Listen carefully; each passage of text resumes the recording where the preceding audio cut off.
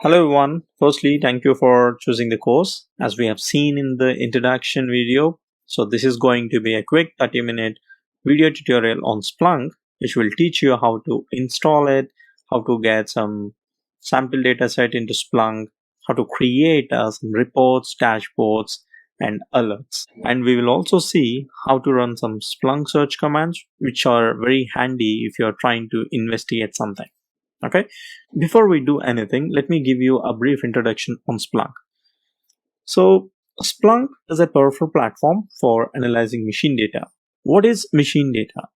Actually, machine data is everywhere. For example, if you're going to your office, you have to swipe your badge in order to get access to the building, right? When you swipe your badge, it internally generates a set of logs, like who is the person trying to enter the building and what time he swiped his badge. This is one kind of machine data. Like that, let's say if you're running an e-commerce application, it internally generates set of logs. So that is another kind of data, right? Why do we need Splunk to analyze these kind of data sets, right? So let's take a look at one of the examples that I've described.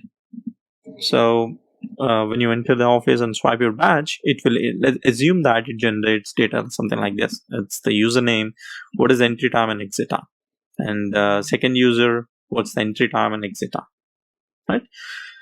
So if someone asks me to find, hey, what is the time spent by user ABC on a given day, then it's easy for me. I can just get the total number of hours spent between like 10 a.m. to 5 p.m. I can just return that information. Okay, it's easy enough, right? Assume that yours is a big company and you have like thousands of employees every day enter the building, and you'll have thousands of records populated every day.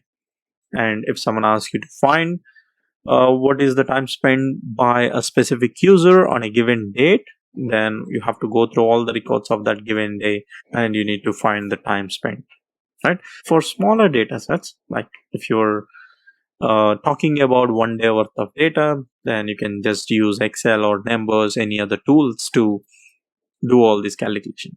But if you are talking about 1 year worth of data, you'll have huge number of records. And when you try to open that data set using Excel or Numbers, probably your tool will not respond because the number of records are huge. It will take a lot of time to load that data. Okay. And on top of it, you have to perform your analysis, like what is the time spent by a specific user on a given day. So Splunk makes this easy. You can run your queries on millions of records. Okay, that's one problem that Splunk is trying to address. And the next, if you look at our data set, it's beautifully formatted, right? It's a CSV format. You have user, entry time, exit time. Sometimes maybe your machine data is generated in JSON format, or the format of your data is like .log, or sometimes it can be in different format, PSV, TSV. There's so many formats, data formats that are available, right? If it is a CSV file, you can just open it in Excel and look at the data and all those and they can perform some sort of analysis. If you have any other formats, like Apache server logs, or JSON logs, or pipe separated values, those kind of things, you don't find any tools which will help you analyze data of that format, right? Splunk lets you choose data of any format and you can run your search queries on top of it. Okay, these are some of the advantages. There are many more advantages of using Splunk. So in simple words, Splunk is a software engine which can help us to search, monitor, investigate, and troubleshoot any problems in our data. And you can also do some sort of alert and reporting. Okay, now let us see the installation process of Splunk.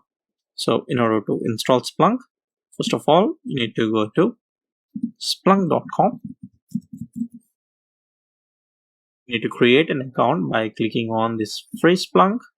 It will ask you to fill in all the information, and you can see all those things are good.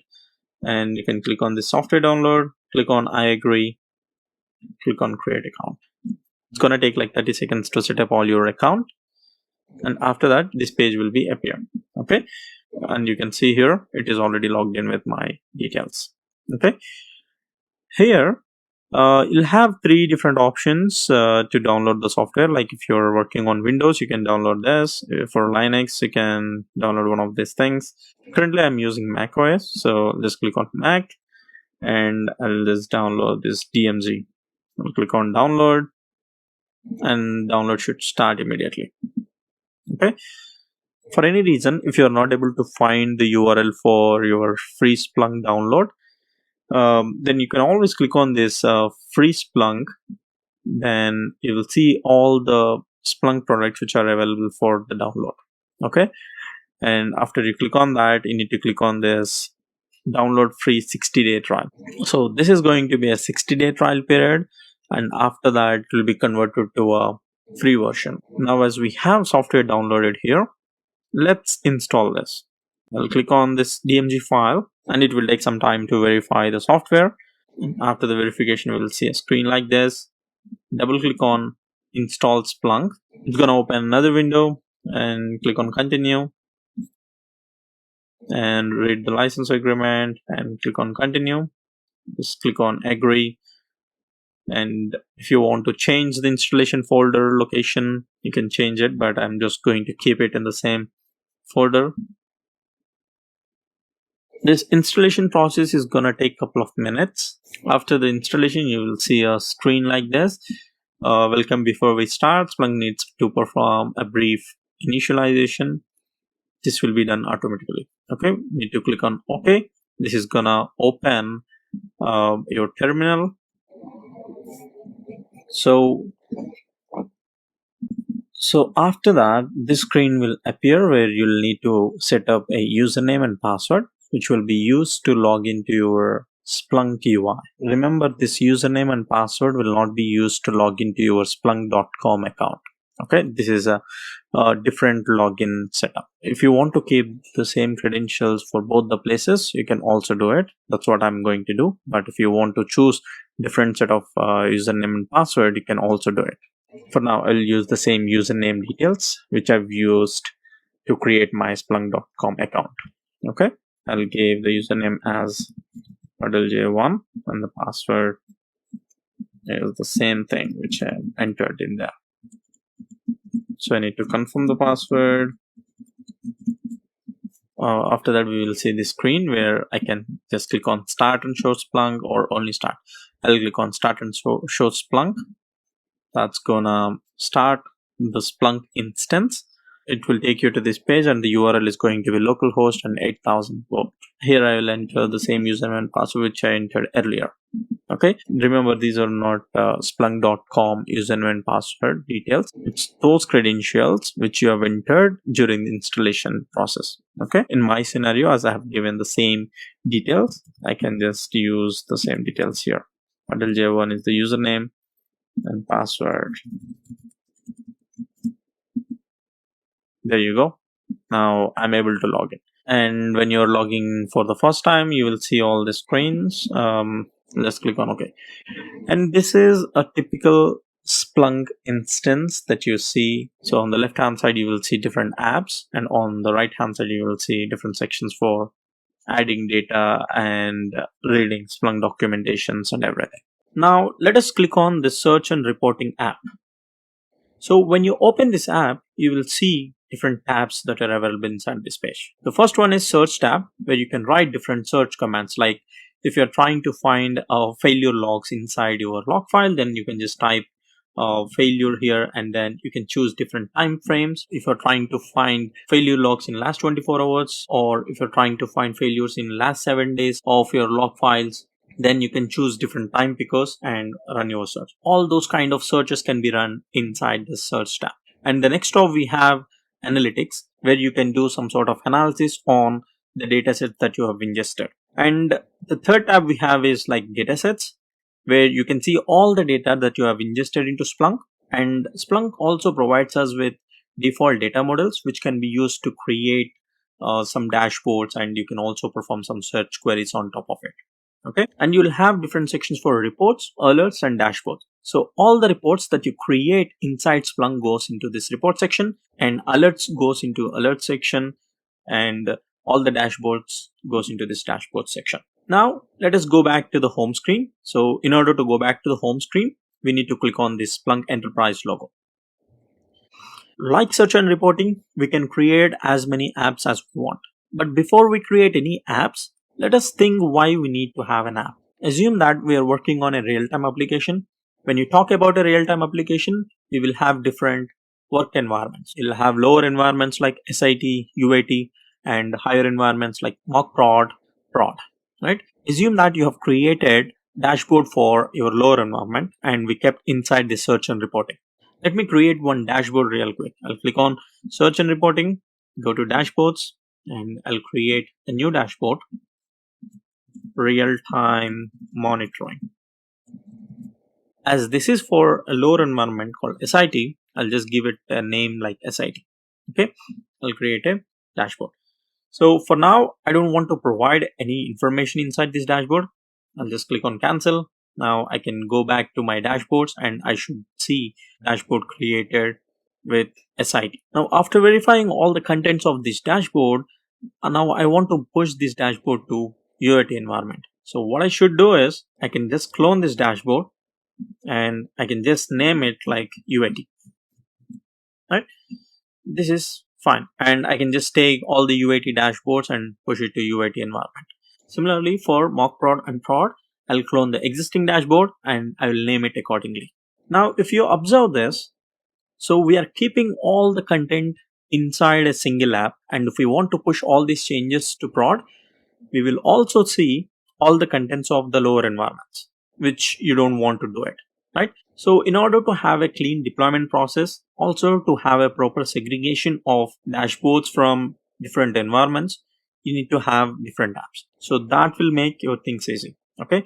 So for example, you can create a different app for SIT and UAT, prod, and mock prod. Okay. And the process of creating an app is very simple. You can just click on this settings icon that will take us to this page. And on the right hand side, you can see a section for create app. Click on that. You can click on this create app, fill in all the information provided in the screen, like name of the app. Let's say, for example, I want to create an app for prod. I'll give the name as prod, and the folder name also I'll give it as prod. So with this folder name, Splunk internally creates a directory inside your Splunk home etc apps directory. Okay, and rest of these options are not mandatory. You can leave them as is, or you can just fill in whatever the information that you want to provide. Okay, I'll leave all these things as default and I'll click on save.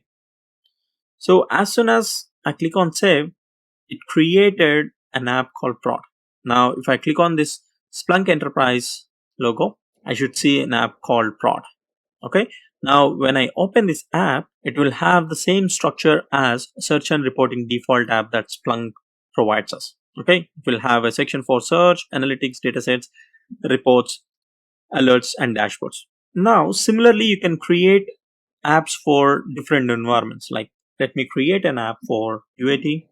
I'll just give it like UAT, and I'll just give the version as 00 and I'll click on save. Now I'll click on Splunk Enterprise and you should see an app for UAT. So in this way, inside your production app, you're going to see only production specific dashboards. You're not going to see anything related to your lower environments.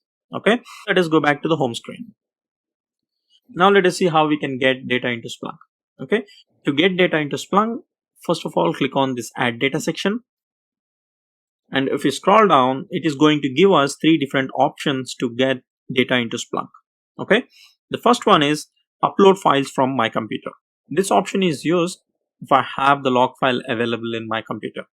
Okay, for example, I have a huge CSV file and I want to get that CSV file into Splunk and run some search queries on top of it. If that is the requirement, then I can choose this option. For example, if I open a simple file like this prices.csv, and this has basic information like product ID, product name, price, sale price, and code. Okay, and this is a static data and I want to bring this data into Splunk, try to do some search commands, like if I want to find if there is a product name called SimCubicle, and if it exists, what is the sale price for it, or if I want to find what is the total sum of all the prices which are available, all those kind of things. Okay, so remember, when you're using this option, this is a one-time activity. So if there is any change on the data, you have to re-upload this file. Okay, and the second option we have is like monitor. So this is the best option for files which are going to be updated continuously. Okay, in this situation, instead of uploading file, what we will do is we will just click on monitor, and we'll select files and directories, and we'll choose the file which we want to continuously monitor. Okay, so with this option, any changes made to this file will be sent automatically to Splunk. And the third option is forward, which is a professional way of sending data into Splunk. Assume that you're working on a real-time application and you've used Splunk quite a lot and you liked it, and you want to propose this tool to your leadership or your managers. So when you propose this solution, the first question that you might get is, what will be the impact of installing Splunk on your production servers? Because Splunk is heavyweight component, it has to process all your log files in order to write any type of search commands. So it is going to have a huge impact on your application resources. So nobody likes to install Splunk directly on your application servers. Okay. So in order to reduce that risk, Splunk provides us something called universal forwarder. Okay. If I go to splunk.com and click on free Splunk, you should see something called universal forwarder at the bottom. Okay, so this is a fast and secure data collection, and this is a Splunk's recommended way of getting data from your production servers into your Splunk instance. So don't worry about this thing, these are the activities performed by your Splunk admins. Okay, so these are three different options that are available in Splunk. For this quick tutorial, we are going to upload the file from our local computer and run some search commands. So I'll click on upload files from my computer, select the file, or I can just drop the file. So I'm going to drop the file.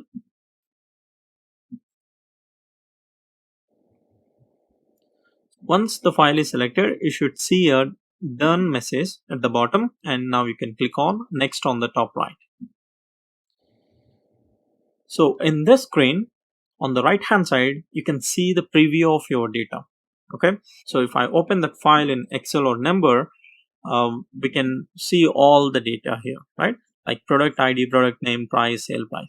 Similarly, when you import this data into Splunk, you can see all those fields like code, price, product name, product ID, sale price. Additionally, Splunk brings us few other fields like underscore time and timestamp. So these will be populated if there is any timestamp provided in your log file. In this situation, as we do not have any timestamp in the log file, so it's populated with the current timestamp. In Splunk, so there are two terminologies which you need to remember. The first one is every record in Splunk is called as an event. Okay, in this situation we have like 18 records, like 18 rows. So when we talk in Splunk terms, so there are 18 events present in this file. And the second terminology is fields. So code, price, product name, product ID, all these things are called as fields in Splunk. So fields are nothing but the header item that you see on your CSV file. So in this screen, so there are 7 different fields and 18 events. Okay. And now if you observe on the left hand side, there is something called source type selected as CSV, and we didn't specify this anywhere. And we just uploaded a file and clicked on next. Splunk is intelligent enough to identify the type of data based on the extension. Okay. So because our file name is price.csv, it is able to figure out it is a CSV file, and it selected a source type CSV. Now, what is this source type and why do we need this? In Splunk, source types are used to identify what type of data you're trying to ingest into Splunk. Whether you're trying to ingest CSV file or a JSON file or type separated file, or if you're trying to ingest any Apache log files or any other type of file. Okay, for every type of data, Splunk has returned certain regular expressions which will help to break all the events, and it will give us in proper format. So for this source type CSV, there are some configurations made internally. That is the reason you are able to see all this data in a proper format here. Okay, and you can see some of the properties here by clicking on these options, like what is the delimit settings for CSV file is set, its comma and everything. These are some of the advanced options, you don't need to worry about them. So remember, the source type is very important for Splunk to break all the events. Okay, and if I click on this drop down, you will see so many different source types which are available. So if I go to structure, and inside structure I have something like CSV, PSV is pipe separator, TSV is tab separator, JSON files, and under application you can see something like Apache or Log4j. So these are some of the default source types that Splunk provides us. So when you ingest any type of data, Splunk will be able to identify what type of data you are trying to ingest, and it will break all the events accordingly. For a moment, let me change this source type to something else. I'll click on this source type and I'll click on this default setting. I'll just change the source type to default instead of CSV file. Now if you observe on the right hand side, it's treating the entire CSV file as a single event. Okay, it is not breaking the fields, also it is not breaking the events. It's bringing all the records of your CSV file into a single event. Okay, which is hard to read and which is hard to process also. So that is the reason we need to select a proper source type if it is not selected by default. So now I click on source type and I can go to structure and I'll select CSV, and now Splunk is able to break the log file and we were able to preview all the records. Okay, and after selecting the source type, click on next. In the screen we have to select something called host.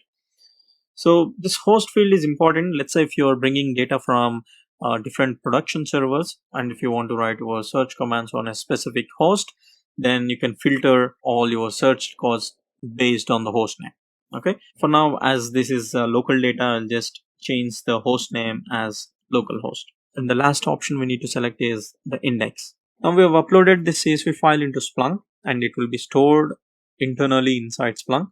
Now later, if you want to access that file, we need to have a reference to that memory location, right? Now you can treat this index as a reference to your memory location of your data. Okay, so by default, Splunk provides us some default indexes, and we can also create a new index for our dataset. Okay, and let's create a new index. To do that, we need to click on this create new index, and we will enter the index name as prices, and all the other options we can leave it default, because these are some of the options which are configured by our Splunk admins for our data retention things. I'll click on save and I can choose prices from here and click on review. At this point, we have done all the steps required to ingest data into Splunk. Okay, and you can just review all the options that we have selected here. So the type that we have selected is upload file, and the file name is prices.csv. Source type we selected as CSV. This is very important for Splunk to understand and break all the events for you. And the host name is localhost because we are ingesting the log file from our local host. If you are configuring universal forwarder, there you will specify host name as the IP address from where you are sending the log files to your Splunk instance. Okay, and finally we have created an index. I'll click on submit and click on start searching. As soon as I click on start searching, Splunk gives us with a basic Splunk search command. Source is equal to prices.csv. This is the file name that we have selected, and this is the host we have selected, and index is this one, and source type is CSV. And if you observe at the bottom, there are 18 events returned. 18 events meaning there are 18 records returned for this Splunk search command. And on the right hand side, you can see the time picker is selected as all time. So if I change the time picker to last 60 minutes, it will still return us 18 events because we have ingested data like few minutes back, right? So if I change this time picker to yesterday, you will not see any records. You see, there are 0 events returned because this data is ingested today. Okay, when you select the time picker yesterday, if you observe here, it's trying to run the search on all the data which is present from 5/3/21 to 5/4/21, which is yesterday. As we have not ingested anything yesterday, there are no records available in there. Okay, that's the reason we are not seeing anything. But if I change the time picker to either last 15 minutes or all time, it is going to return as 18 events. So for now, I'll change this one to all time. And if I scroll a little bit down on the left hand side, you will see something called selected fields. And these are the fields which we have selected when we ingested the file. Host is localhost, source is prices.csv, and source type is CSV. And there are some interesting fields that were extracted when the data is ingested. Remember when we ingested the file and selected a source type as CSV, so it is able to figure out what is the header. And based on the header, Splunk is able to provide us all the fields, right? Like code, price, product name, product ID, sale price. So based on the source type, if Splunk can identify your data, it will create these interesting fields for you. And how can we use these interesting fields? I'll show it to you in a moment. Now, in order to bring all your records, you don't have to write this entire query. You can just keep this index is equal to prices and run your search. Okay, it still returns us 18 events. So is it always recommended to go with index is equal to prices instead of specifying source is equal to prices.csv, source type is equal to csv? No, it is not recommended, because you can keep multiple source files inside a same index. And if you have multiple source files inside a same index, then when you just run your search with just the index name, your searches might take longer time than expected. Okay, so it is always recommended to filter as many records as possible at the initial stage. It is for the performance. For now, we can just specify index, and we can also specify a source. Source is equal to prices.csv. Okay, it still returns us 18 events. And if you look at the structure of Splunk search commands, when there is a space between two Splunk search terms, it is treated as an implicit end. So I'll change this search query a little bit, like index is equal to prices, and I will type and source is equal to prices.csv. And if I run it, it will return us same results. And if you're not specifying anything between two search words, then it is implicit end. Okay. Now let's try to search for event. Okay. Now I want to, let's say, find crusher in it. Okay, so I'll try to type a word. I'll give a space and I'll type something like crusher. I'll run it, and if you can see, it returned me only one event. So what happens is when you run this crusher, it will go to each and every event and it will try to find if this term crusher is present in any of the event or not. If it finds a match, then that event will be returned to us. Okay, let's say if you want to find a complete term, you can put it in a double quotation mark and you can just say like dream space crusher. Okay, so that is going to find the entire term dream crusher to be present inside this. Okay, now let me remove this search term and just run it. At this time, let me do another search. I will try to search for something like pony, and I'll just give a space and I'll get pony. And this returned us two events. So as I mentioned earlier, if there is nothing present between the search terms, so it is a implicit end. Okay, so this is equal to this. For example, if I change this one to or, so what I'm doing is I want to bring all the events present in index is equal to prices and source type is equal to prices.csv, or I want to search for all the events where pony is present. Okay, what do you think it's going to return? Is it going to return 2 events, or is it going to return 18 events? It is going to return 18 events because there is a or statement. So I hope you got the difference. Okay, now you can just remove this. That's going to return us all the events which matches this search term. And one other observation is, when I run this search, what happens is Splunk takes this search command and it will go to the first event and it will check each and every value of the event. For example, it will compare this Pawnee against this SFBVS03, and it will check if it is equal or not. If it is not equal, then it will go to the next one. It will check against this test product with Pawnee, and it will also search this Pawnee if it is equal to 50 or not. This doesn't make sense, right? Because we're pretty sure that this term will only exist inside the product name.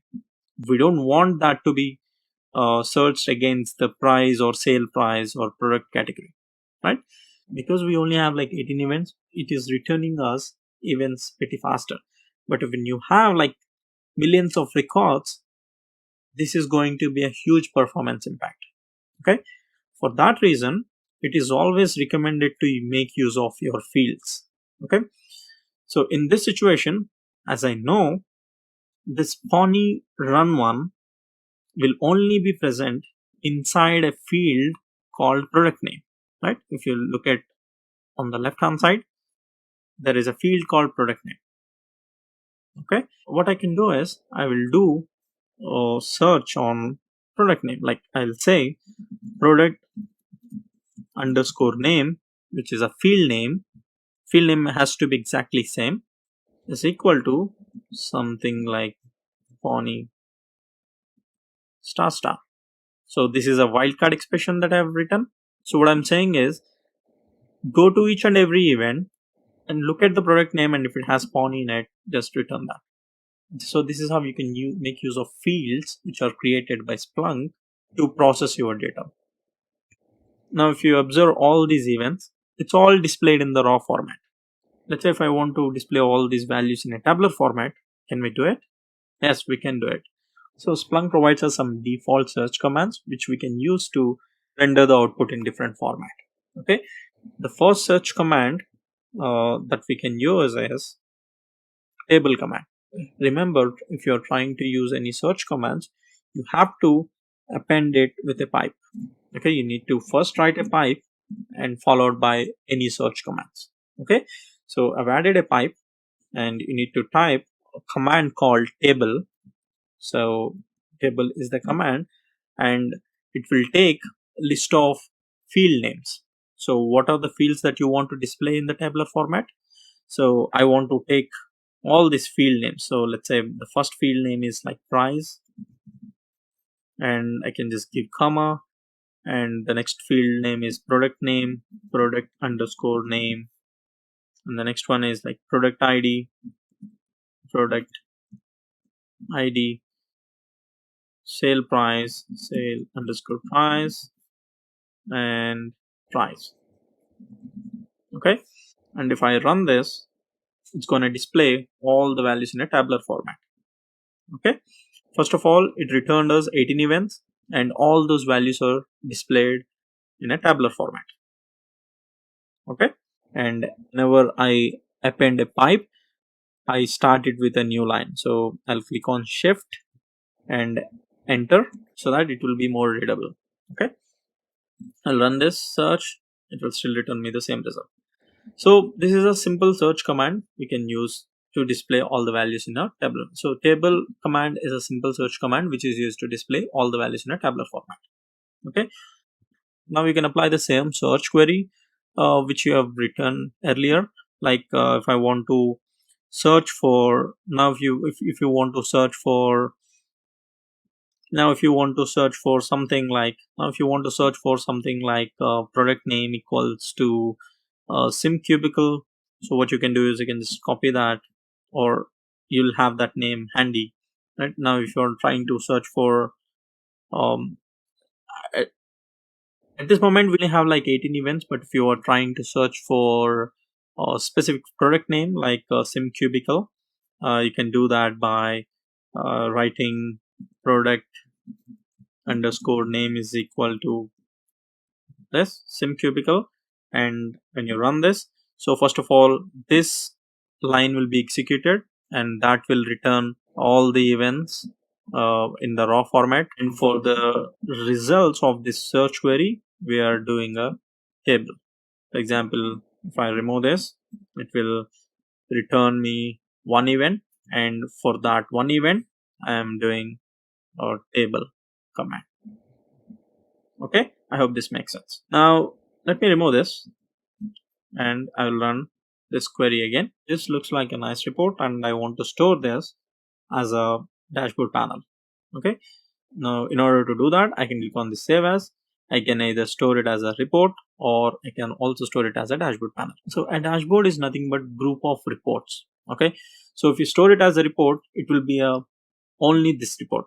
But if you store it as a dashboard panel, you can add more reports to it. Okay, let's save this as a dashboard panel for now. So I'll click on this dashboard panel, and on the top you can see whether it is a new dashboard or existing dashboard. Because this is the first time that we are creating a dashboard, I'll choose this new, and I'll enter the dashboard title as prices. You can enter the dashboard description, it's optional. And you can keep this dashboard as private, or you can share it in app. If you remember, we had created like multiple apps for UAT and fraud. And if you want to share this dashboard across all the apps, then you can just select this shared in app. But if you want to keep it specific to this search and reporting, you can just select private. I'm going to leave it like private. Okay, and you can provide a panel title, something like list of products in table format. Okay, and I'll click on save. So now you can see your dashboard panel has been created, and I can click on either view dashboard from here, or I can just go to this dashboards, and I should see a dashboard called prices, and I'll click on prices. This is the dashboard panel that we have created. Now you can see all the 18 records are displayed here. You can give this dashboard to your team members so that they can see all the products in a tabular format. Now, if you want to see what is the search behind this search query, if you scroll all the way down, and if you click on that, open and search, it's gonna open the search query behind it. And this is going to be new search from now onwards. So if you make any changes to this, if you write anything like this, and you've modified your search here, right? Any modifications that you make here will not impact your dashboard. Okay. Now let's say I want to save this also as a dashboard panel, right? I can also do that by choosing save as, and I'll click on dashboard panel. At this point, I will not choose new. I'll select the existing because I've already created a dashboard. And from the existing ones, I'll select prices. And the dashboard title is going to be Connie Run Dashboard Results. Something like that, right? And I'll click on save. And at this point, I'll just click on view dashboard. And now you should see two panels. One panel for list of products which we created, and the other panel which we have created now. Okay, now if you want to arrange these panels, like if you want to keep this panel on to the top and this one to the bottom, or you can, if you want to keep both of them side by side, you can also do that. I can click on this edit, and you hover your mouse on top of these dotted lines, and you can click on drag that and leave it wherever you want to leave this. Okay, I can just click on save. Now you can see both the panels are kept side by side, and there are panel specific options also you can choose. For example, if I click on edit, on every panel you will see this edit search. So if I click on this edit search, you will see the search query behind that result, and you will see section for selecting visualization. You can change different visualizations from here. You can click on this format visualization. You can select row numbers. That's going to add row numbers on the back. For now, I'll just click on no. You can choose how many rows you want to show per page. At the moment, it is set to 20. Okay, because we only have two records, it's good. But on the other panel, I'll click on format visualization, and here I'll choose rows per page. I will select as 5. Okay, as soon as I click on this, it will keep only 5 results on the main page, and it will add next button for us. Now I'll click on save. So this is how we can create simple dashboard. Now let's go back to the search window and write some more search commands. So I can either click on one of these search queries, which will open search queries in a new window, or I can also click on this search tab. If I open that search tab, I can write all my search commands from here. Or if you want to see all the searches that you have executed recently, you can see the search history from here. And I can take the last search that I've executed. I'll click on add to search, and I can run the search. And that returns me the results like this. For now, I'll just remove this filter, and I'll run my search again. It returned me all the results. Now let's say if I want to find the total of all these prices, right? So this prices is like 24.99, 39.99. I want to get the sum of all these prices, right? How do I get it? So there is a Splunk search command called stats. It has some search commands like sum, average, max, min, all those mathematical operations that you can perform using stats. So if I want to find sum of all the values of this field, what I will do is I will write stats, and the function to calculate sum is sum. It's gonna take the field name for which we need to find the sum. So in this situation, we are trying to find the sum of all the prices, right? So the field name for the price is going to be price. If I run this, and it is going to return us 426.83. So that's the total of all the prices. Now I can store this as a dashboard panel. So before we do that, let us click on this visualization and select one of the visualization. By default, it is selected as column chart. Let me click on this column chart. That brings us default visualizations which are available inside Splunk. Okay. So because this is a single value, this statistics is a single value. So there is a single value visualizations which is available in Splunk. So I'll click on visualization again, click on column chart, and 42, this is a single value visualization.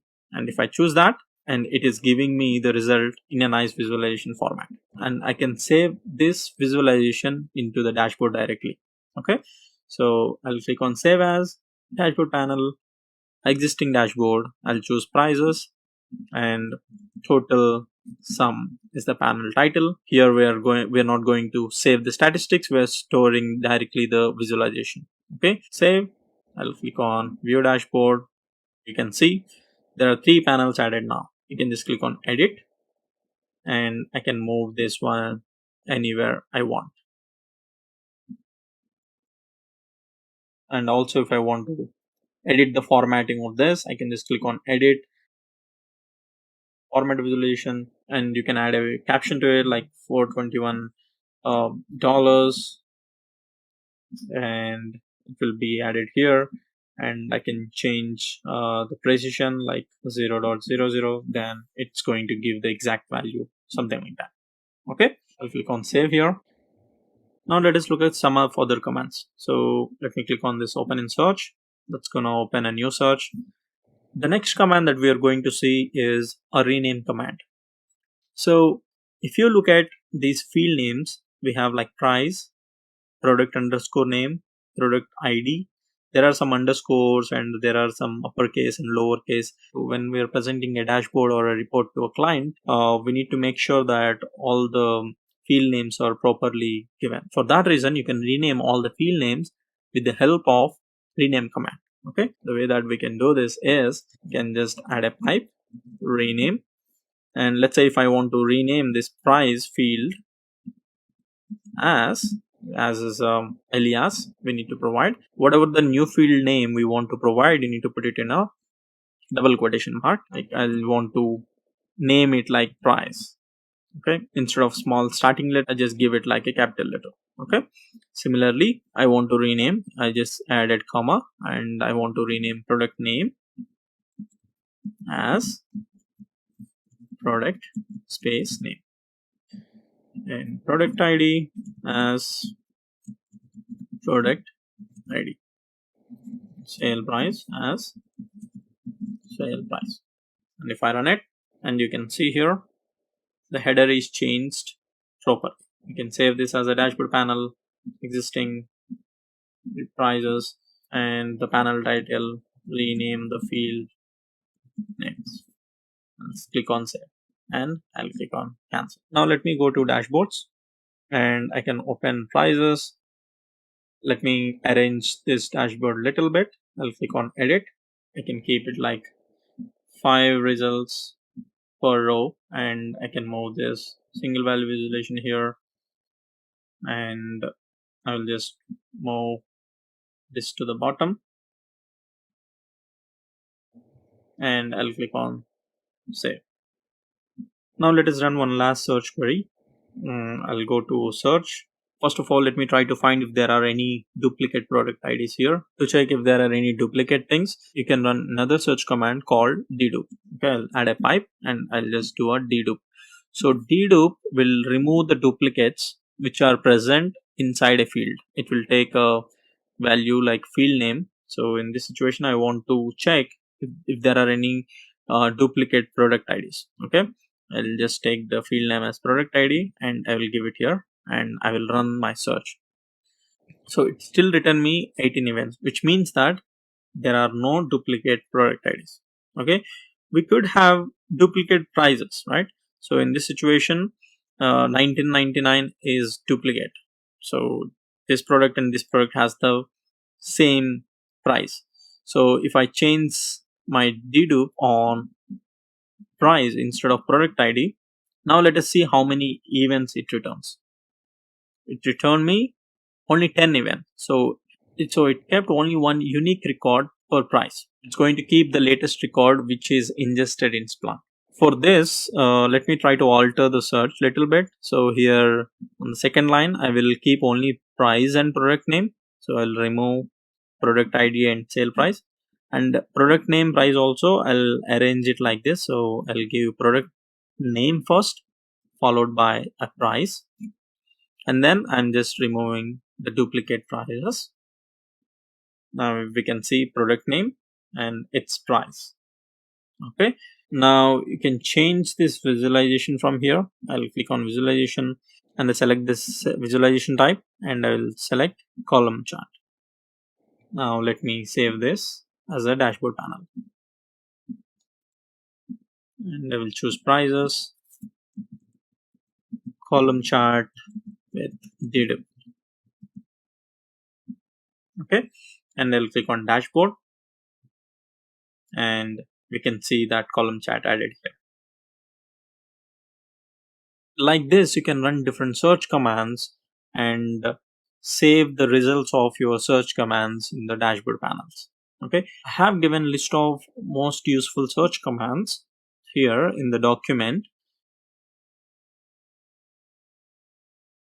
I'm going to create another course dedicated to Splunk search commands. It will help you to understand most useful Splunk search commands, how to use them, what are the different options available in it. Okay. Now let us quickly look at how you can create alerts also. Let's say, for example, I will take this dashboard results. Okay, and let's say I'm trying to search for some product name called ABC. Okay, and I'll just do a run. Okay, and it will return me 0 events because there are no products which has the product name as ABC. But I'm expecting a new product in the future which might have a product name as ABC. So whenever that product value is ingested into Splunk, whenever that log is present in Splunk, I want to create an alert. Okay, at this moment there are no products with ABC. That's the reason it returned me 0 events. But in the future, if it finds any products with the product name as ABC, it will definitely have the events count as 1 or 2, whatever the number, right? So at that point, I want to generate an alert. So for this search query, I'll click on save as. Here, instead of dashboard panel, I'll click on alert, and I will select the alert title as ABC product name alert. So this alert will trigger when we find product name as ABC. Okay, and I can keep this alert private to me. I can share it inside multiple apps.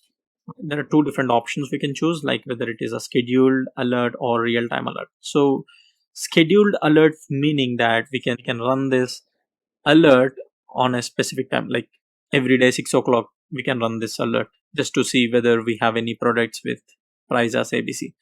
Or we can make it like real time, like every minute it's going to run on all the events just to see if there are any products which has the name as ABC.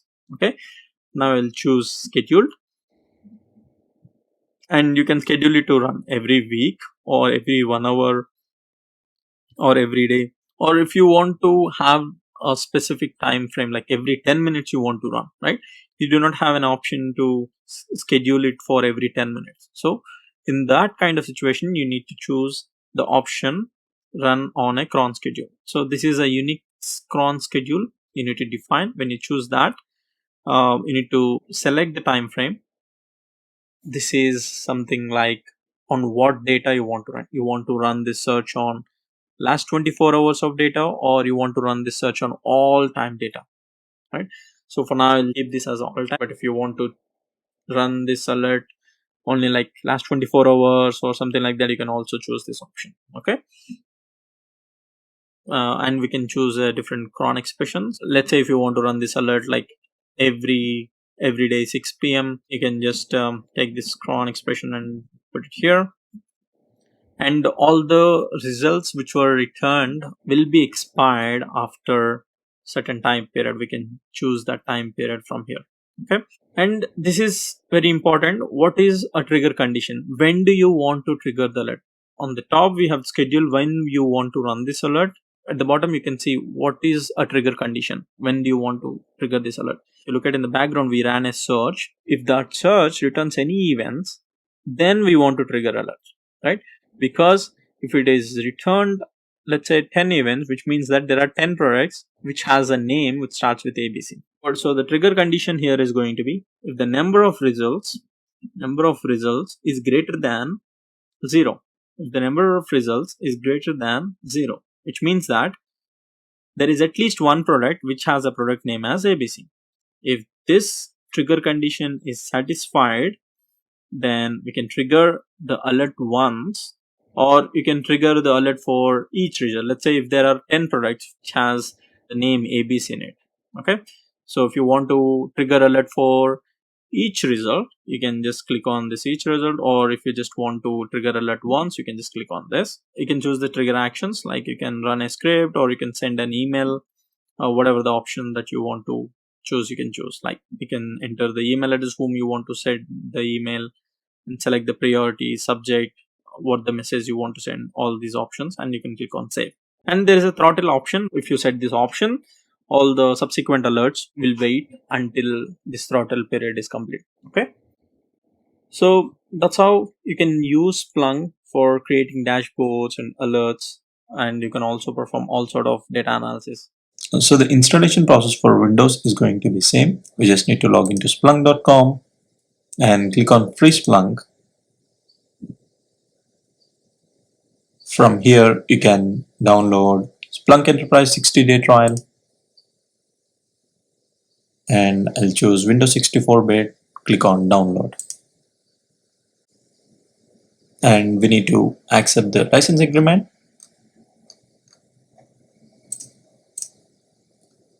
Click on start your download now.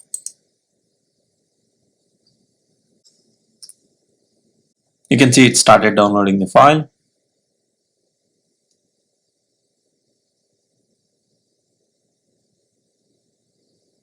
Once the file is downloaded, we can just click on that file, click on run. It will prepare to install. I can check this license agreement. Next. Here I'll need to choose a username and password, which I will be using on Splunk user interface. Here I'll use my username as admin and with some password.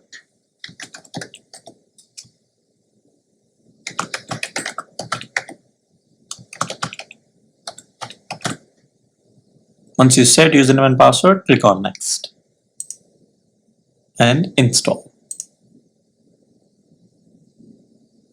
This is going to install all the required components in your computer.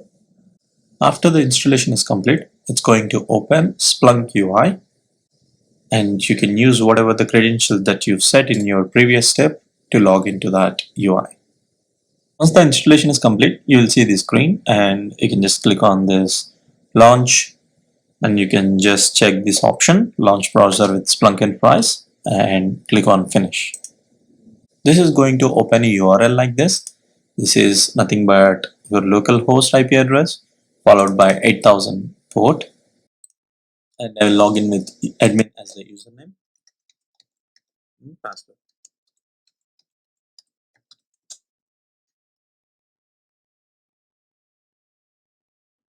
Here you can see I'm able to log into my Splunk instance.